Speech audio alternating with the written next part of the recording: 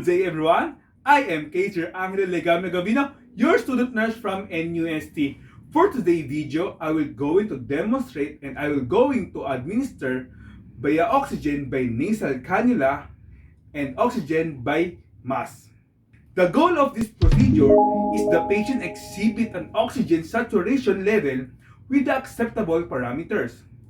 For the equipment, check for the oxygen delivery devices as ordered by the healthcare provider, oxygen tubing, humidifier if it indicated, sterile water for humidifier, oxygen source, oxygen flow meter, and check for the appropriate room sign. And now, let's go for the implementation. For the implementation, bring necessary equipment to the bedside stand or overbed table. Perform hand hygiene and put on PPE if indicated. Identify the patient. Close the curtain around the bed and close the door to the room if it's possible.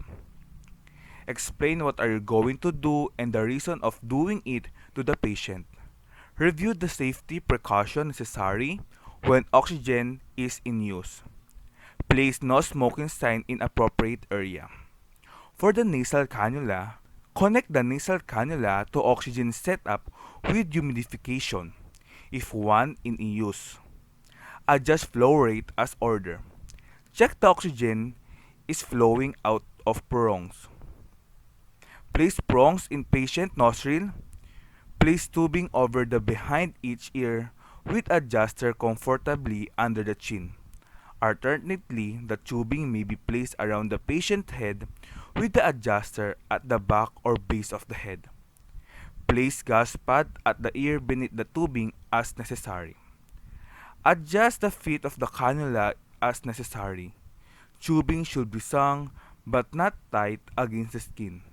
Encourage the patient to breathe through the nose with the mouth closed. For the oxygen by mask, attach the face mask to oxygen source.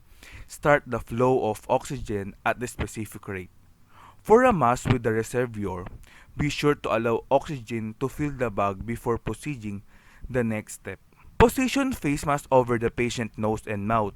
Adjust the elastic strap so that the mask fits but comfortably on the face. Adjust the flow rate to the prescribed rate. If the patient report irritation or readiness is noted, use gas pad under the elastic strap at pressure point to reduce irritation to ear and scalp. Release patient respiratory status include the respiratory rate, effort, and lung sound.